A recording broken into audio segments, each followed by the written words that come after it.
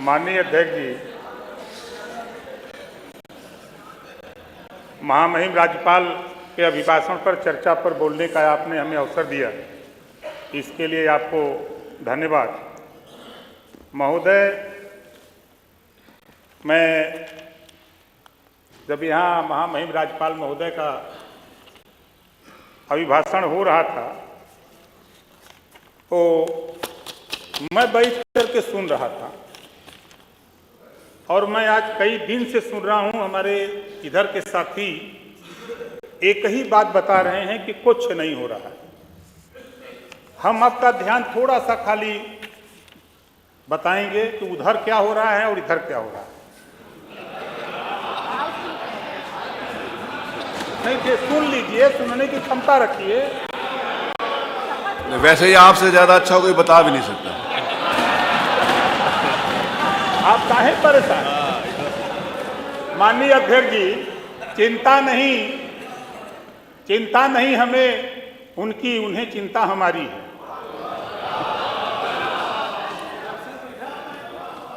शायद पता नहीं, माननीय मुख्यमंत्री जी इसी सदन में कहा था कि जो दिव्यांग सबसे देश में गरीब कमजोर समझा जाता है, जिसके पास किसी के हाथ नहीं, पैर नहीं, नकुला नहीं, आंख नहीं, मुंह नहीं, उसके तरफ भी आप लोगों का ध्यान नहीं था। उसके तरफ जिसके पास हाथ मुंह नकुला था, पैर था, गोड़ था, उसको आप 300 रुपया पेंशन देते थे। जिसके पास हाथ, पैर, गोड़, हाथ, मुंह नकुला था, उसको 500 देते थे। बधाई देता हूं माननीय मुख्यमंत्री योगी आदित्यनाथ जी को, 300 से बढ़ा के 500 किया, आज 1000 रुपया कर दिया। 1000 रुपया, ये आपको नहीं समझ में आएगा, ये बात नहीं समझ में आएगा आपको। दूसरी चीज नहीं समझ लीजिए, काहे घबरा रहे हैं? हमारी मंत्री की चिंता आप मत करो, अपनी चिंता करो कि 27 में आप लोग कुछ लोग बचोगे कि नहीं बचोगे, इसकी चिंता आप करो। हमसे मत पूछो, मैं बार बार कहता हूं, हमारी चिंता मत करो। देखो जो मैं बता रहा हूं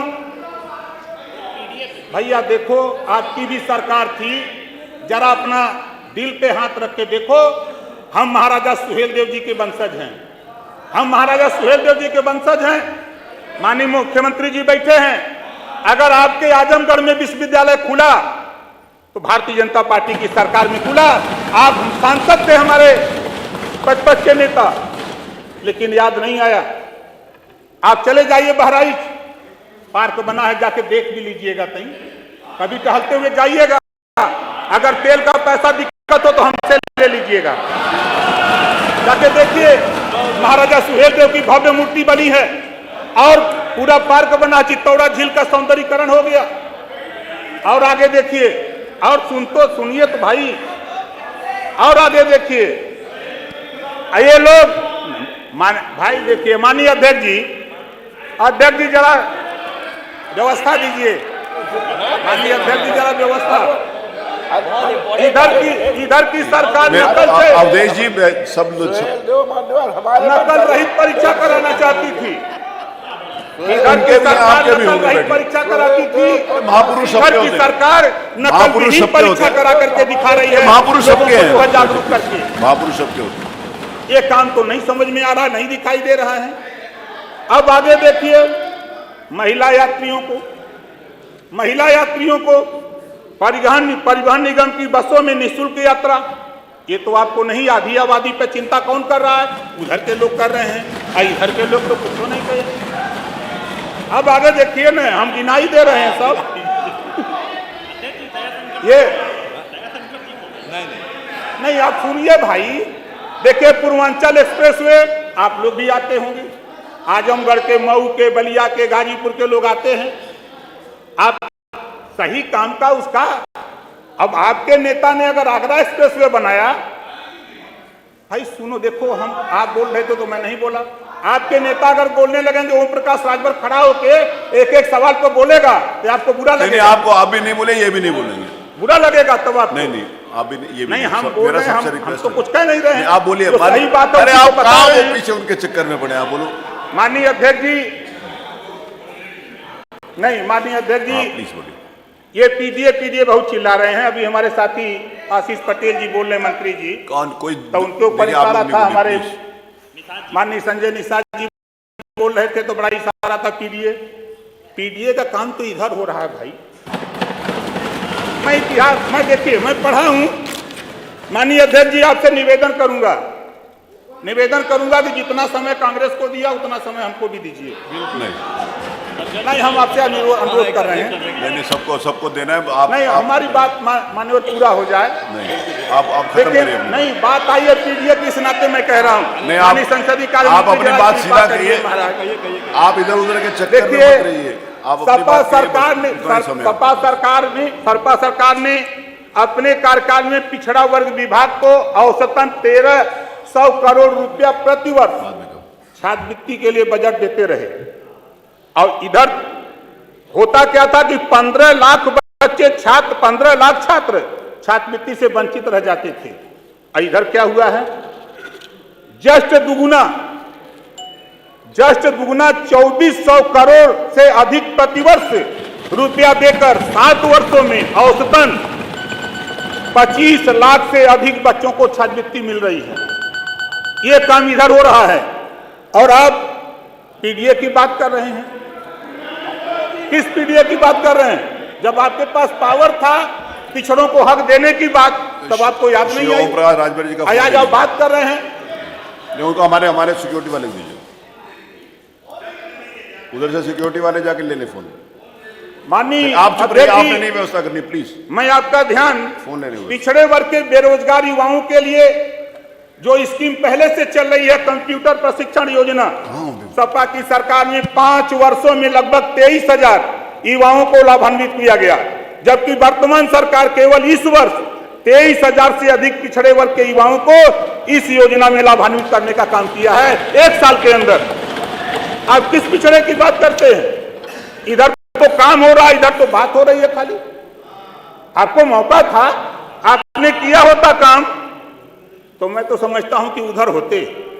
आपने काम नहीं किया, इस नाते उधर वो लोग हैं। आप इधर परेशान हो कि ओम प्रकाश राजभर, चिंता ओम प्रकाश राजभर की क्यों सता रही है वो मुझे मालूम है।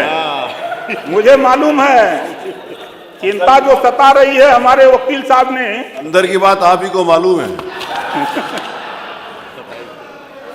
अच्छे ने अच्छा, मान्यवर, अच्छे ने अच्छा और बुरे ने बुरा कहा मुझे। अच्छे ने अच्छा और बुरे ने बुरा कहा मुझे, क्योंकि जिसको जितनी जरूरत थी उतना ही पहचाना मुझे। धन्यवाद। मैं और मान्यवर, बस मान्यवर, एक मिनट नहीं प्लीज, मेरे को अच्छा नहीं लगेगा कि मैं आपका माइक बंद कराऊं। 12 मिनट आप वो अनुचित होगा। मैं किसको कितना समय दूं, ये मेरा क्षेत्राधिकार है। मान्यवर, मैं अगर आपका माइक बंद कराऊंगा तो आपको अच्छा नहीं लगेगा। बड़ी पार्टी हमें मानिए नहीं, वो मैं तय करूंगा कौन कितना बोलेगा। प्लीज, कांग्रेस से बड़ी पार्टी नहीं, मैं इस बात का अनुमति नहीं दे रहा। अगर आप आरोप लगा रहे, मैं इस बात का अनुमति नहीं। Umashankar ji, I will not allowed. No, माननीय अध्यक्ष जी, अपनी बात तो पूरी कर लें। नहीं, वो उनको टाइम हो गया, मैंने बात पूरी कर लें। अब इस बात को पूरी कर लीजिए। माननीय अध्यक्ष जी, जब हम लोग, एक सुझाव हमारा है महामहिम राज्यपाल के जो अभिभाषण में हमने देखा कि जो सामाजिक न्याय की बात माननीय मुख्यमंत्री जी ने जो गठित किया है राघवेंद्र सिंह के नेतृत्व में कमेटी, उसकी रिपोर्ट भी 7, 9, 11 जो हक पिछड़ों का 27% का लूटा जा रहा था, उसको देने के लिए जो आपने टीम बनाई है, जो कमेटी बनाई है, उस कमेटी की रिपोर्ट जो आई है 7, 9, 11 में बांटने के लिए, कभी समाजवादी पार्टी ने कभी सामाजिक न्याय की तो बात करते हैं, लेकिन सामाजिक न्याय समिति की रिपोर्ट लागू करने की बात कभी नहीं किया समाजवादियों ने। और तो और कभी आपने माननीय देश के प्रधानमंत्री माननीय नरेंद्र मोदी जी देश में रोहिणी आयोग का गठन किया है 27% आरक्षण को पूरे देश में बांट कर देने के लिए, कभी आपके जेहन में नहीं आता है। आप इधर बैठे हो, चर्चा करते हो, मैं सुनता हूं, लेकिन धरातल पे क्या समस्या है? गोंड और खरवार का सर्टिफिकेट नहीं बन रहा है, कहीं कहीं तहसीलों में दिक्कत है, उसकी चिंता तो आपको नहीं है। चिंता अगर है तो इधर के लोगों को है, वो चिंता करके उसको आदेश देने का काम हो रहा है। 4 आदेश बनने जा रहा है और चिंता ओम प्रकाश राजभर को है, माननीय मुख्यमंत्री जी बैठे हैं, और भर राजभर, भाई देखो आपको पीड़ा होगी जब आप बोलेंगे ना, माननीय नेताजी जब आप बोलो, बोलेंगे, आप जब ओम प्रकाश जी तो बोलिए। बुरा लगेगा भैया। आप बोलिए ओम प्रकाश जी, आप बोलिए। इस नाते माननीय अध्यक्ष जी, मैं इस बात को कहना चाहता हूं सिर्फ कि जो ये लोग हल्ला कर रहे हैं, धरातल पे कुछ बचा नहीं, सच्चाई बता रहा हूं, धरातल पे कुछ बचा नहीं है। 24 में फाइनल हो जाएगा, 24 में फाइनल हो जाएगा। माननीय अध्यक्ष जी, एक निवेदन और है, एक जाति है बंजारा। बंजारा पूरे विभिन्न प्रदेशों में एसटी में और एससी में आते हैं, और उत्तर प्रदेश में 1931 की जातिवार जनगणना में इनका गिनती नहीं हुआ था। तो यहाँ उत्तर प्रदेश में जो बंजारा जाति के लोग रहते हैं, उनकी ख्वाहिश है कि हम जब विभिन्न प्रदेशों में एसटी में आते हैं तो हमको उत्तर प्रदेश में भी एसटी में शामिल किया जाए। उनकी डिमांड है, जैसा पत्र माननीय मुख्यमंत्री जी उसमें कार्रवाई में लगे हैं, तो उसको थोड़ा तेजी में हो जाए ताकि उनको भी न्याय मिले मान्यवर। और मान्यवर, मैं तो बधाई देता हूं माननीय मुख्यमंत्री जी को, उत्तर प्रदेश के सभी 75 जिलों में निःशुल्क डायलिसिस की सुविधा हो गई, उधर के लिए भी या इधर के लिए। आप लोग भी अगर बीमार होइएगा तो चले जाइएगा।